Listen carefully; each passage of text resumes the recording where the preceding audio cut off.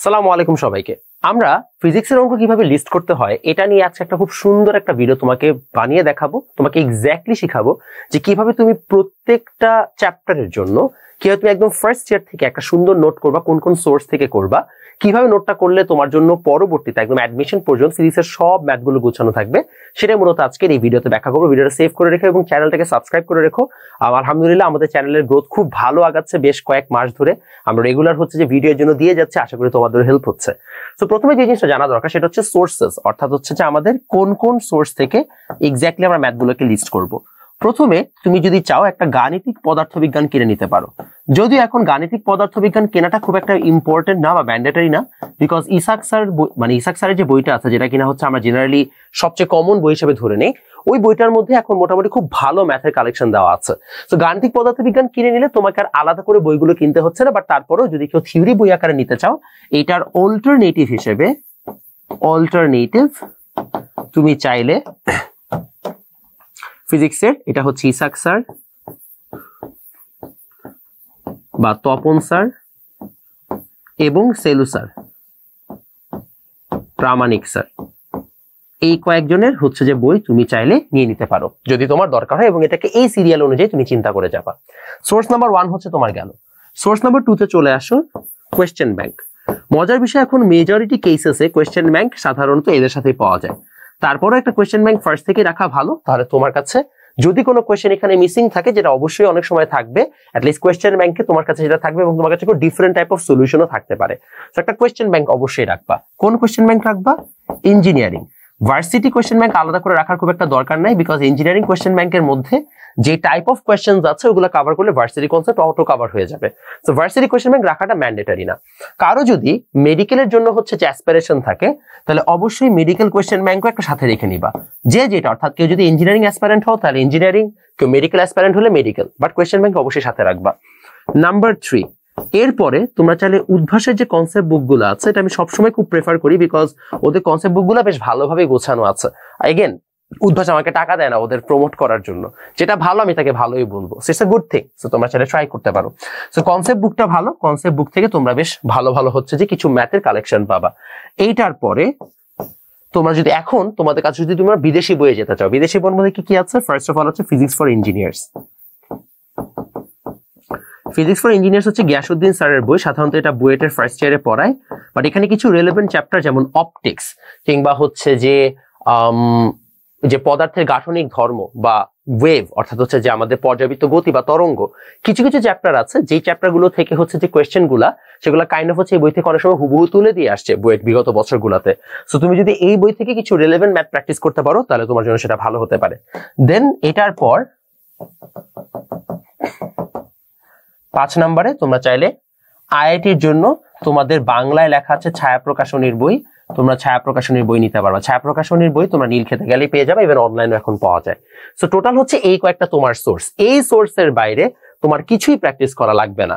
এই সোর্স গুলো যদি কেউ কমপ্লিট করতে পারে, তার অ্যাডমিশন পর্যন্ত ফিজিক্স ডান। বাট এখানে সবচেয়ে ইম্পর্টেন্ট পার্ট, ভাইয়া এতগুলা জিনিস পড়া এত সোজা না।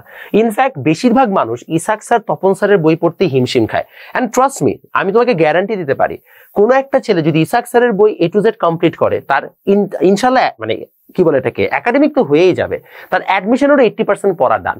সো জাস্ট ইসাক স্যারের বই পড়লেও কিন্তু তোমার অনেকখানি ডান হয়ে যাবে। আচ্ছা, এখানে আমি একটা জিনিস মিস আউট করেছি, সেটা আসলে আমাদের আরো আগে দেওয়া দরকার ছিল, সেটা হচ্ছে বোর্ড কোয়েশ্চেন ব্যাংক। আচ্ছা, আমি এখানে 6 নাম্বার লিখে দিচ্ছি, সেটা হচ্ছে বোর্ড কোয়েশ্চেন ব্যাংক, কিংবা যেটাকে আমরা বলি হচ্ছে বোর্ড কোয়েশ্চেন ব্যাংকের পাশাপাশি তোমরা যেটা নিতে পারো টেস্ট পেপার আর কি। এটার অল্টারনেটিভ হচ্ছে টেস্ট পেপার কিংবা সাপ্লিমেন্ট, যেটা প্রেফার করো। এখন এই হচ্ছে যে আমাদের তাহলে সোর্সেস। এখন প্রশ্ন হচ্ছে, ভাই আমি কোন প্রোগ্রেশন এটাকে নোট করব? চলো নোট করা প্রোগ্রেশনটাকে বলি, তারপরে বলবো কিভাবে অঙ্ক বাছাই করতে হয়। So note progression. নোট প্রোগ্রেশনের সিস্টেম হচ্ছে, প্রথমে তুমি টাইপ দিবা, টাইপ 1। টাইপ লেখার পরে এই জায়গায় লিখে ফেলবা ফর্মুলা। ফর্মুলা লেখার পরে এখন তুমি ওই টাইপের ম্যাথ, তো ম্যাথটা কিভাবে করবা? মনে করো গাণিতিক পদার্থবিজ্ঞান থেকে তুমি ফার্স্ট অফ অল এখানে দেখবা টাইপ ওয়াইজ করা আছে, তোমার জন্য আরো সুবিধা। গাণিতিক পদার্থবিজ্ঞানে টাইপ দেওয়া আছে। তো তুমি একটা টাইপ ধরবা। গাণিতিক পদার্থবিজ্ঞান বাজারে অনেকগুলোই পাওয়া যায়, যেটা তোমার পছন্দ। যে কোনো একটা টাইপ নেওয়ার পরে তুমি ওই ফর্মুলা অনুযায়ী এখন তুমি লেখা শুরু করবা যে আচ্ছা এই টাইপ আছে, তাহলে টাইপের একটা ম্যাথ আছে, ম্যাথ নাম্বার 1। অবশ্যই কোয়েশ্চেন তুলে তুলে হচ্ছে যে লিখে ফেলবা ম্যাথ 1, দেন ম্যাথ 2, দেন ম্যাথ 3। গাণিতিক পদার্থবিজ্ঞানে প্রত্যেক চ্যাপ্টারে 1000-এর উপর ম্যাথ দেওয়া। এখন 1000 ম্যাথ তো তোমার পক্ষে করা সম্ভব না। তুমি কি করবা ভাই, তুমি সুন্দর মতো যে কোনো একটা টাইপ নিয়ে প্রথমে যে একটা দুইটা ম্যাথ সেটা করবা। সেই দুটা করার পরে দেখবা এখন বাকি ম্যাথগুলো তোমার কাছে ডিফারেন্ট লাগে কিনা। ইন মোস্ট কেসেস একটা টাইপের আন্ডারে যদি 20-25টা ম্যাথ থাকে, সেখানে সবগুলো সেম টাইপেরই হয়, খুব একটা ডিফারেন্সও নাই। সো এটার জন্য তোমাকে জাস্ট একটু যে চোখ বুলায় দেখতে হবে যে নতুন কোনো টাইপের ম্যাথ তুমি পাচ্ছ কিনা। না পেলে বাস তোমার হচ্ছে যে ওই টাইপের থেকে উঠতে গেলে 2 থেকে 3টা ম্যাথ করলে তোমার কিন্তু ডান হয়ে গেল। টাইপ 1 গেলে এভাবে টাইপ 2, তারপর টাইপ 3, এরকম করতে করতে তোমার হচ্ছে যে গাণিতিক পদার্থবিজ্ঞান তুমি কমপ্লিট করবা। যদি কারো গাণিতিক পদার্থবিজ্ঞান না থাকে তাহলে ইসাক স্যারের বইটা ফুল কমপ্লিট করবা। করার পরে দেখবা তপন স্যার, সিলু স্যার, প্রামাণিক স্যার তাদের বইগুলোতে আদৌ নতুন কোনো টাইপের ম্যাথ আছে কিনা। ইন মোস্ট কেসেস তুমি হয়তোবা এই মানে এখানে হচ্ছে যে তুমি একটু নতুন টাইপের ম্যাথ পেতে পারো, তপন স্যারের বই সেরকম নতুন ম্যাথ তুমি পাবা না যদি ইসাক স্যারের বইটা তোমার অলরেডি কমপ্লিটেড থাকে। এটা গেল তোমার হচ্ছে যে ফার্স্ট টাস্ক। দেন তুমি আসবা হচ্ছে যে ইঞ্জিনিয়ারিং কোয়েশ্চেন ব্যাংক। বোর্ডেও যাওয়া দরকার, আগে ইঞ্জিনিয়ারিং কোয়েশ্চেন ব্যাংকটা সলভ করে ফেলো। কারণ কি মজার বিষয় কি, ইঞ্জিনিয়ারিং কোয়েশ্চেন ব্যাংক তুমি সলভ করলে দেখবা মেজরিটি ম্যাথ তোমার অলরেডি করা হয়ে গেছে। ঊর্ধ্বে গেলে পার চ্যাপ্টারে 3 থেকে 4টা ম্যাথ তুমি পেতে পারো, যেগুলো তোমার কাছে মনে হবে আচ্ছা এটা একটু different then what I learned. তখন তোমার কাছে একটা কনফিডেন্স জন্ম নিবে যে আচ্ছা ঠিক আছে বইটা তো সোজা প্রশ্নই আসে, আমি এত প্যারা কেন নিচ্ছি। তোমার মধ্যে রিয়েলাইজেশনটা আসলে তুমি একটা কনফিডেন্স ফিল করবা। দেন ওইটার পরে তুমি হচ্ছে এক্সট্রা যে কয়েকটা ম্যাথ আছে ওই ম্যাথগুলোকে আলাদা করে লিখে ফেলবা। দেন তুমি চলে আসবা হচ্ছে যে তোমার কনসেপ্ট বুকের আগে বোর্ড কোয়েশ্চেন। কনসেপ্ট বুকটা ফার্স্ট ইম্পর্টেন্ট না, বোর্ড কোয়েশ্চেনটা পরে ইম্পর্টেন্ট।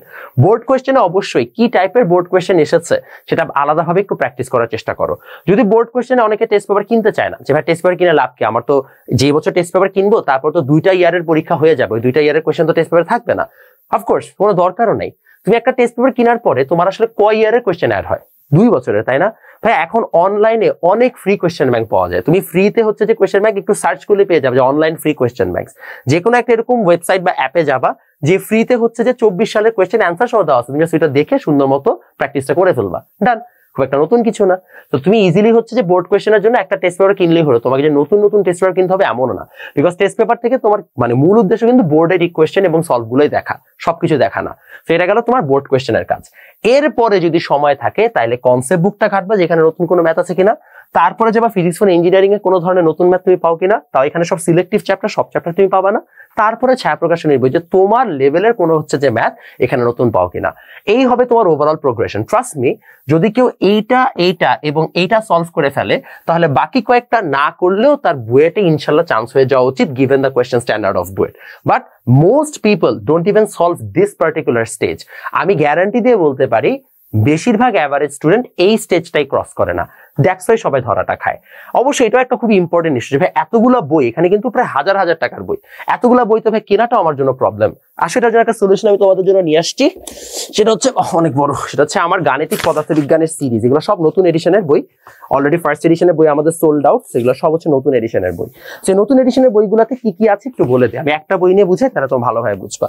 বইয়ের ফার্স্টে তুমি যখন চলে যাবা তখন দেখবা এটা হচ্ছে পার্ট 4, এখানে টোটাল 5টা ভাগে ভাগ করা আছে, সবগুলো চ্যাপ্টার 5টার মধ্যে কাভার্ড। ফার্স্টে তুমি দেখবা টাইপ ওয়াইজ ম্যাথ কোয়েশ্চেন আছে, অ্যাডমিশন কোয়েশ্চেন ব্যাংক আছে, মাথা নষ্ট ম্যাথ যেগুলো অ্যাডভান্স ম্যাথ, যে আইআইটির ছায়া প্রকাশনের বইয়ের যে ম্যাথগুলো তোমরা করে খুব মজা পাও সেই ম্যাথগুলো এখানে দেওয়া।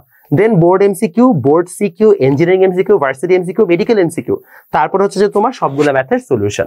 এইভাবে আমি 5টা বই বের করেছি। তো সুবিধা কি দেখো, তোমার কোয়েশ্চেন ব্যাংক আলাদা কিনা লাগছে না, টেস্ট পেপার আলাদা কিনা লাগছে না, তোমাকে গাণিতিক পদার্থবিজ্ঞানে যেখানে 1000 ম্যাথকে সোর্ট আউট করতে সোর্ট আউটও করতে চান তোমার জন্য অলরেডি সোর্ট আউট করা। ইনফ্যাক্ট পার চ্যাপ্টারে আমি উঠতে গেলে 100 থেকে 120টা করে ম্যাথ দিয়ে রেখেছি, যেন একটা চ্যাপ্টার তুমি স্টার্ট করলে ওই 100 থেকে 120টা ম্যাথ করলে তোমার যেন হচ্ছে যে সবকিছু কভার হয়ে যায়, তোমাকে যেন কষ্ট করে অনেক ম্যাথ করতে না হয়, তোমার মাথা যেন ব্যথা না করে। একটা shortcut, compact but yet very efficient একটা সলিউশন। এবং সবগুলো যেহেতু কোয়েশ্চেন ব্যাংক দেওয়া আছে ইনাফ, এমসিকিউ সিকিউ সহ, তাহলে তোমাকে কিন্তু আলাদা করে প্র্যাকটিসের জন্য কোনো প্যারা নিতে হচ্ছে না। এভাবে আমাদের বইগুলো সাজানো। সো অলরেডি অনেকে নিয়েছে, তো তাদের কাছ থেকে রিভিউ নিও, চাইলে তুমি আমাদেরকে বলতে পারো যে আদৌ তোমার লাগবে কিনা। যারও যদি বই দরকার হয় তাহলে আমাদেরকে হোয়াটসঅ্যাপে যোগাযোগ করলেই আমরা আপনাকে কিভাবে ডেলিভারি নিতে হবে, কত টাকা কি সব বলে দিব। সো এই গেল আমাদের ওভারঅল আইডিয়া। সো আশা করি সবাই বুঝতে পেরেছেন যে এক্স্যাক্টলি ফিজিক্সের অঙ্কগুলোকে আমাদের কিভাবে লিস্ট করতে হবে, এবং এই লিস্ট করার প্রোগ্রেশন একটা জিনিস মাথায় রাখবেন, যে যত সুন্দর করে বুঝাইতে পারবে তার জন্য এক্সামে ভালো করা ততটা ইজিয়ার হয়ে যাবে। সো এই গেল আমাদের হচ্ছে যে সোর্সেস কোথা থেকে পড়তে হবে, কিভাবে নোট করতে হবে সেটার আইডিয়া আমি বুঝাই দিলাম। শুনতে অনেক মজা লাগলো, এটা করা অনেক টাইম কনজিউমিং এবং অনেক কষ্টসাধ্য।